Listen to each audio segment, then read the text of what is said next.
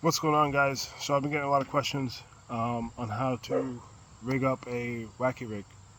Sorry, the dog's barking. So I'm going to show you how to do that with just a standard hook. And then I'm going to show you how to do it with a O-ring. So you have your stick bait here, and you have your hook, right? So what you're going to do is fold your worm in half so the bottom is flush. Find your center,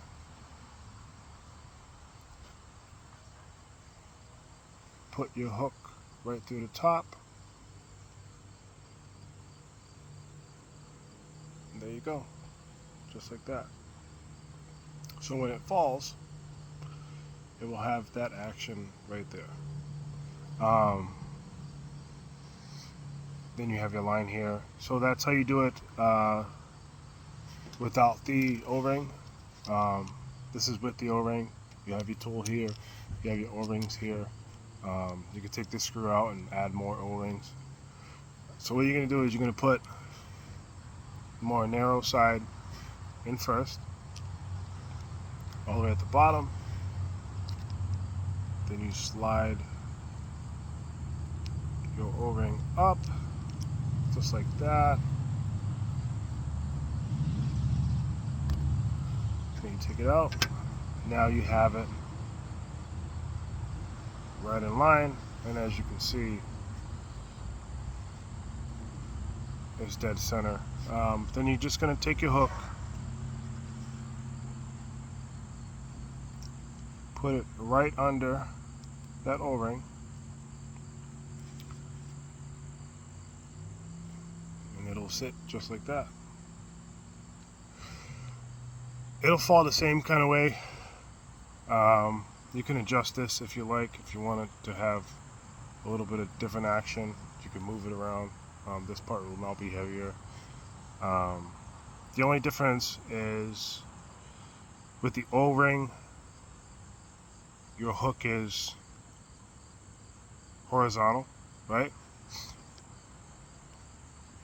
Without the O-ring, it'll sit vertical. I mean, for me, it's really not that big of a difference. I like the O-ring because if I throw it out and a bass grabs on, I lose less stick baits with the O-ring.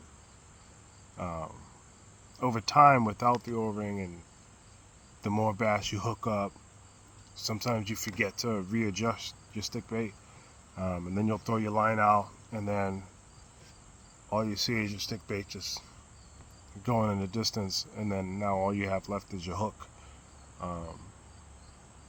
They're not that expensive, but after losing a handful, they become pretty costly.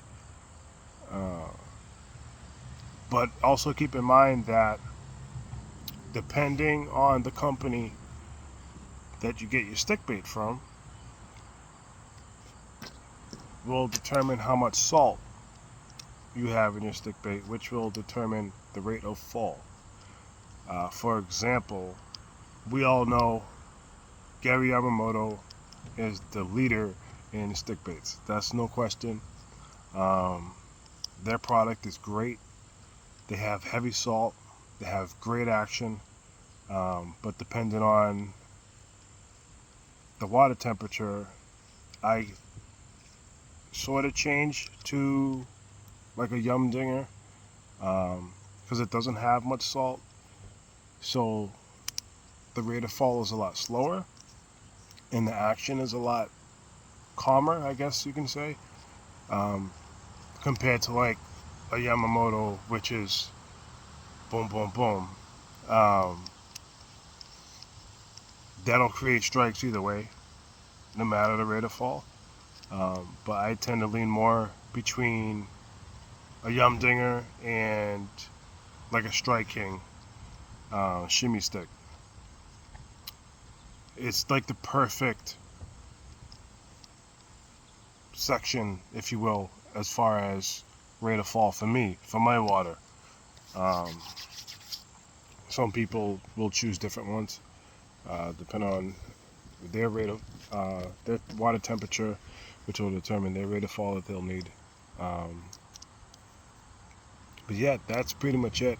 Just keep in mind that depending on the company will determine how much salt is in your stick bait, which then will determine the rate of fall.